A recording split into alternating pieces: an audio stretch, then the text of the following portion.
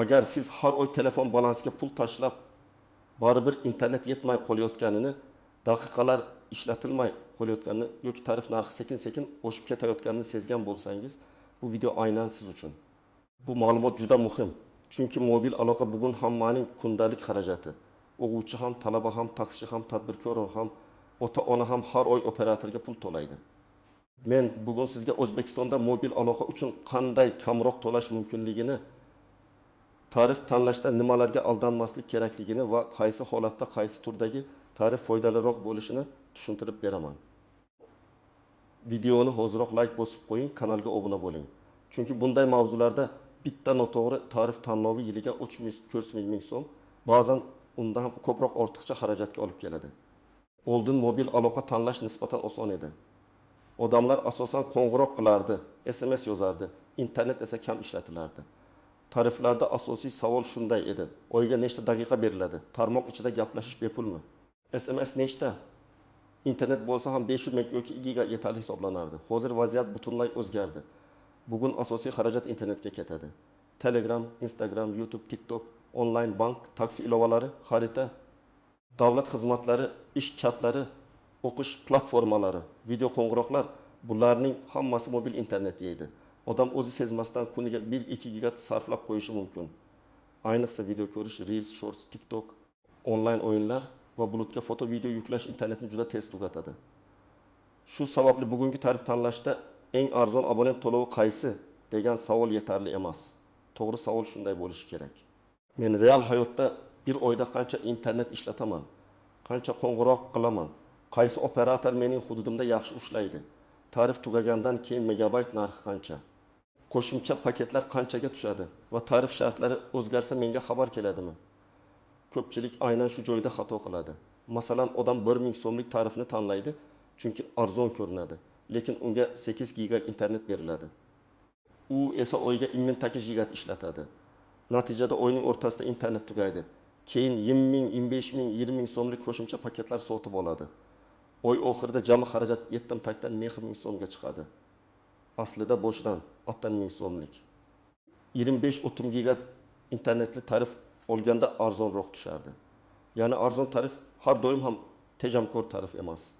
Men tarif tanlashda birinchi navbatda 3 ta narsani tekshir: internet hajmi, amal qilish muddati va tarifdan tashqari narxlar. Chunki operatorlar reklamada odatda katta raqamlarni ko'rsatadi. Exit giga, cheksiz, bepul qo'ng'iroqlar, super aksiya. Lekin mayda shartlar ichida eng muhim ma'lumotlar yashiringan bo'ladi. Birinchi savol: siz oyiga qancha internet ishlatasiz? Buni taxmin bilan emas, telefon sozlamasidan ko'rish kerak. Android telefonlarda sozlamalar, keyin mobil tarmoq yoki data usage bo'limiga kirasiz. iPhone'da settings. Keyin sellular bo'limida qaysi ilova qancha internet ishlatganini ko'rasiz. Lekin iPhone'da statistika har oy avtomatik yangilanmasligi mumkin. Shuning uchun hisob davrining boshida reset qilish kerak. Operator ilovasida ham odatda oy davomida qancha internet ishlatilgani ko'rinadi. Agar siz oyiga 5-8 giga ishlatsangiz, sizga katta internetda qimmat tarif shart emas. Siz ko'proq uyda yoki ishda Wi-Fi ishlatadigan, ko'chada faqat Telegram, bank ilovasi, xarita va ozroq internet ko'radigan foydalanuvchisiz.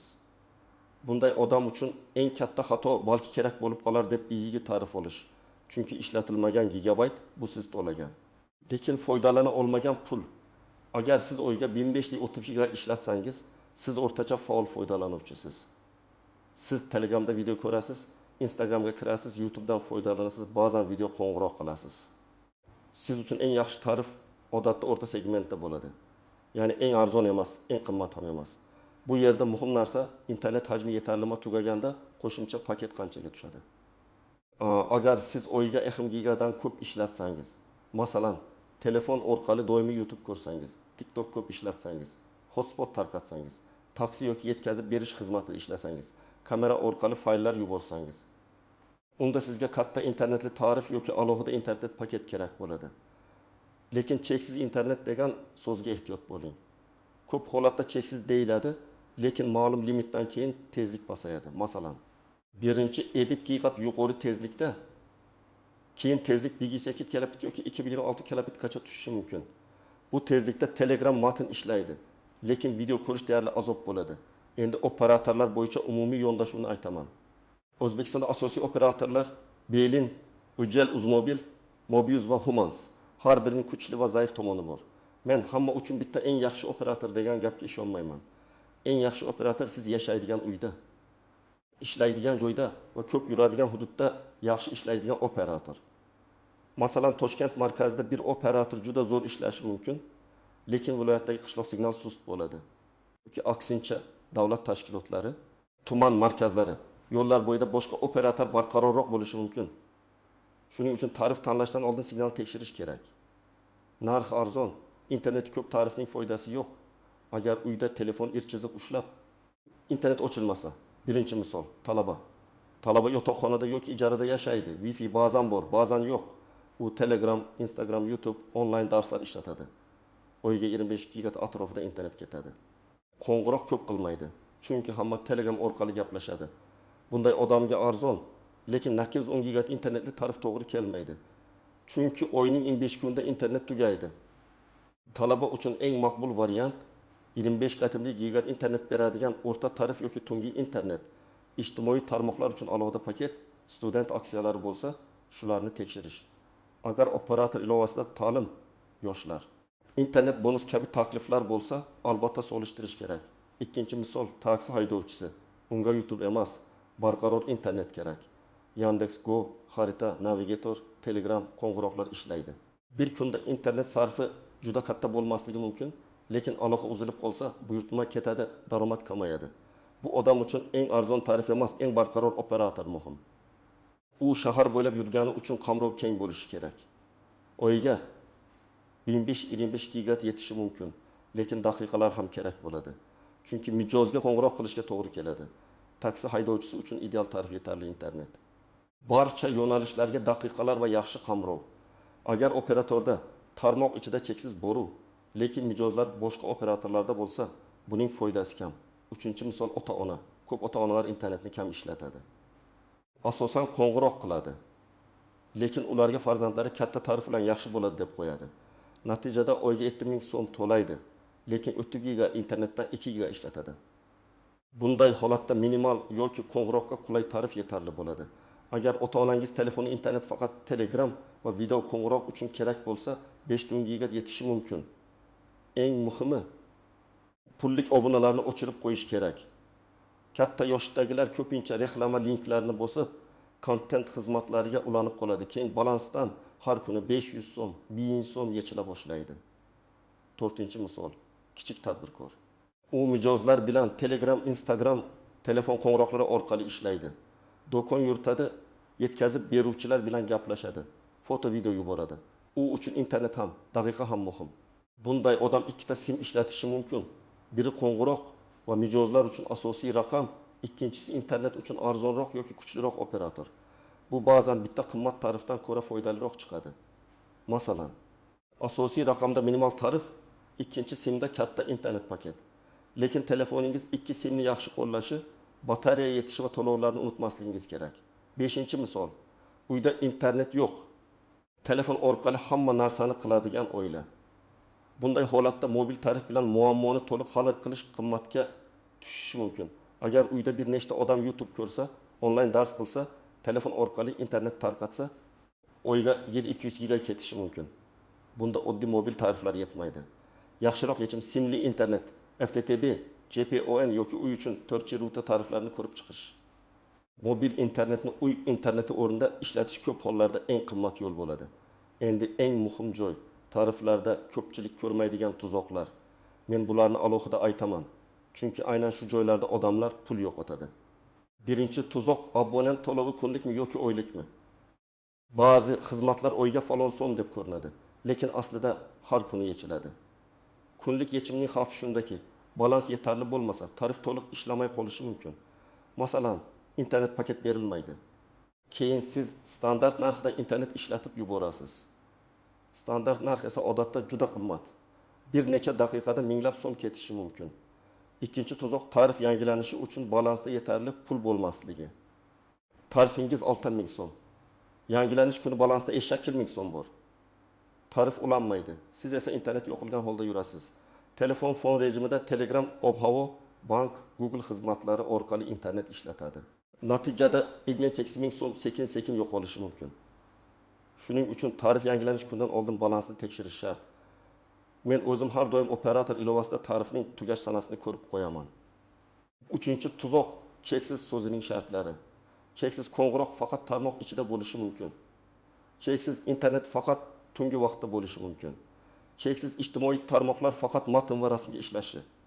Video esa asosiy paketdan ketishi mumkin. Yoki cheksiz Telegram deyiladi, lekin Telegramdagi tashqi linklar, YouTube videolar, brauzer orqali ochilgan sahifalar paketdan ketadi. Shuning uchun cheksizni ko'rsangiz, darhol savol bering.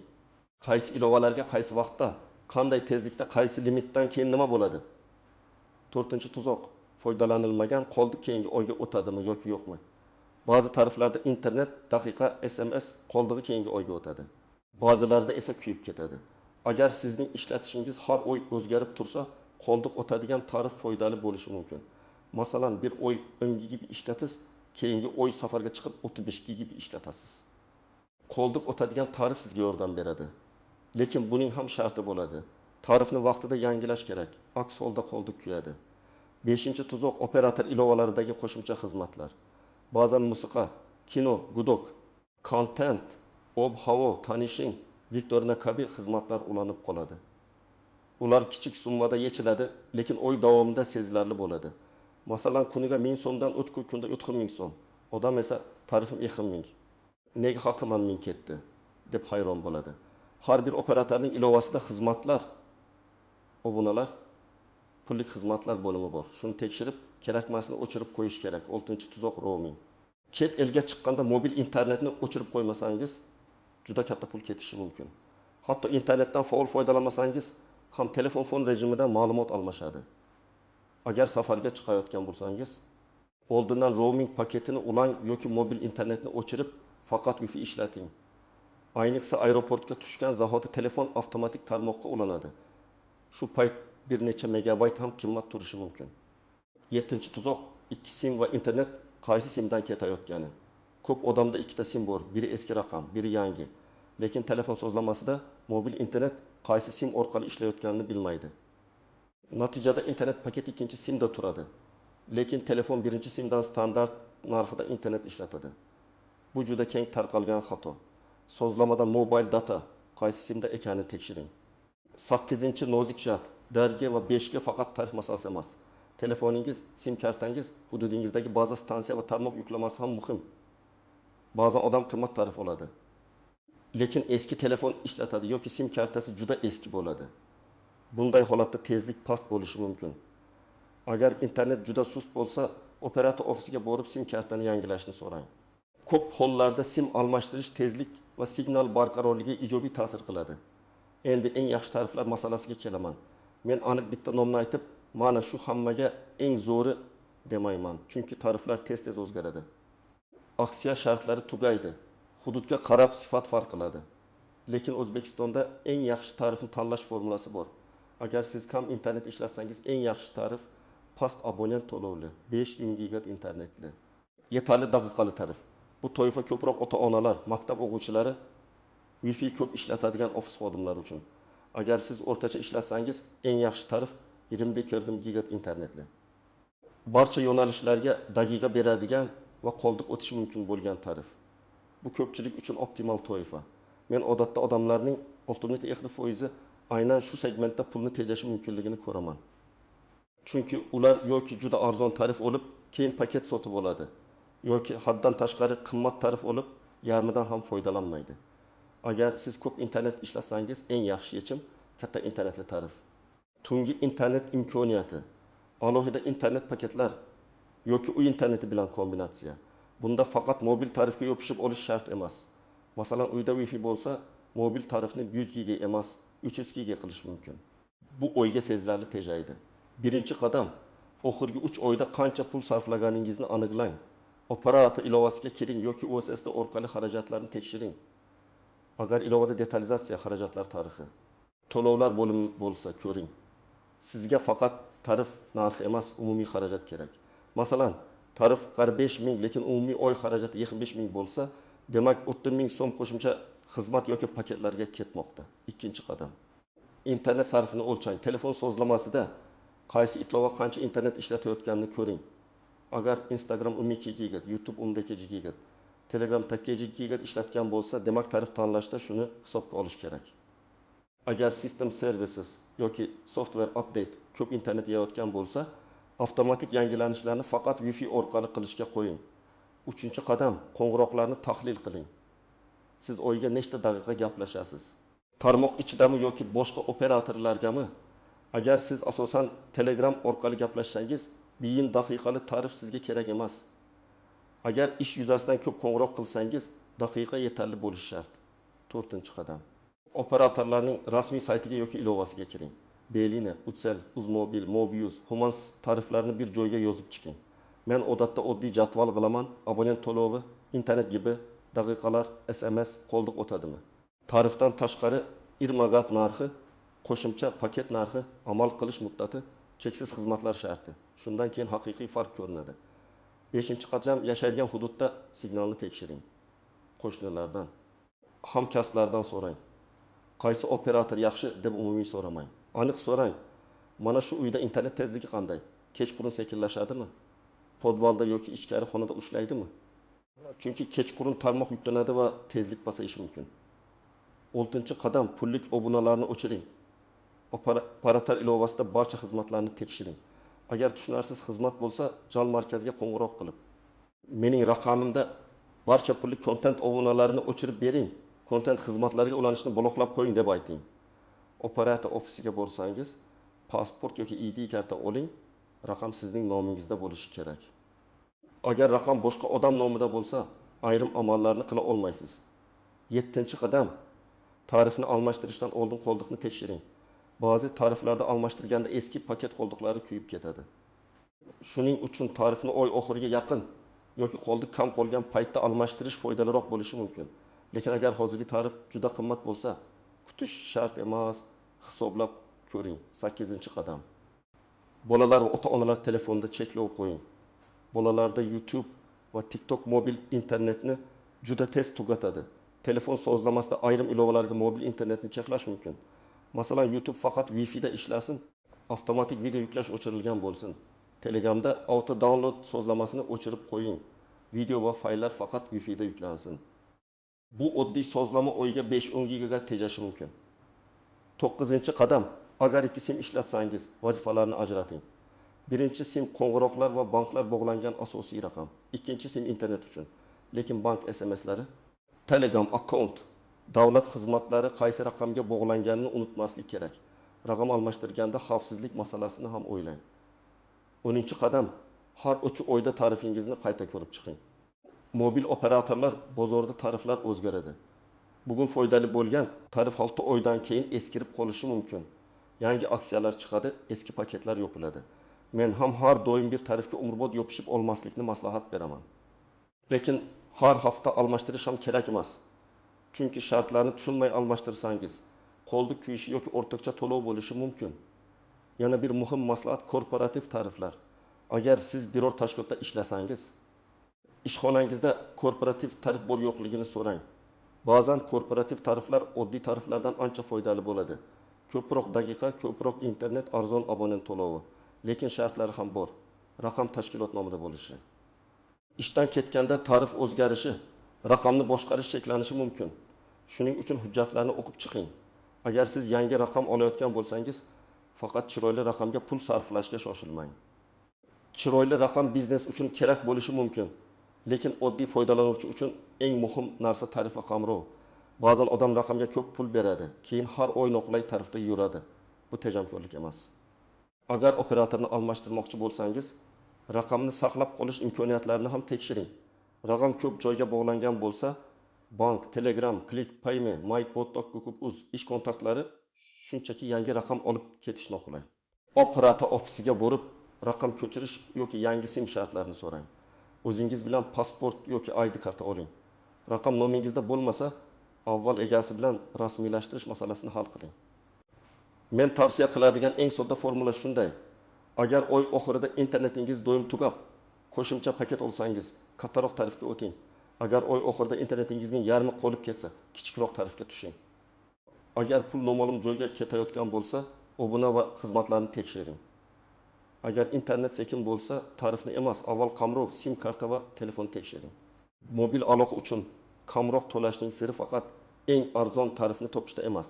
Siri o'z foydalanishingizni bilish, operator shartlarini o'qish, keraksiz xizmatlarni o'chirish va hududingizda yaxshi ishlaydigan tarmoqni tanlashda. O'zbekistonda eng yaxshi tarif hamma uchun bitta emas. Kam internet ishlatadigan odamga boshqa tarif, talaba yoki taksichiga boshqa tarif, biznes qiladigan odamga boshqa yechim kerak. Bugun videodan keyin birinchi qiladigan ishingiz. Operator ilovasiga kiring. Oxirgi oy xarajatingizni ko'ring. Internet sarfini tekshiring va pullik obunalarni o'chiring. Keyin tarifingizni real ehtiyojingiz bilan solishtiring. Shu oddiy qadamlar bilan ko'pchilik oyga 20-30 ming so'm, yiliga esa bir necha 100 ming so'm tejashi mumkin. Siz qaysi operator tarifidan foydalanasiz va oyga taxminan qancha to'laysiz? İnternet yetadimi yoki doim qo'shimcha paket olasizmi? Izohlarda yozib qoldiring. Boshqalarga ham foydali bo'ladi.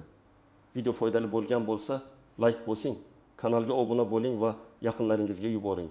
Chunki mobil aloqa xarajatini kamaytirish har bir oila budjeti uchun real tejashdir.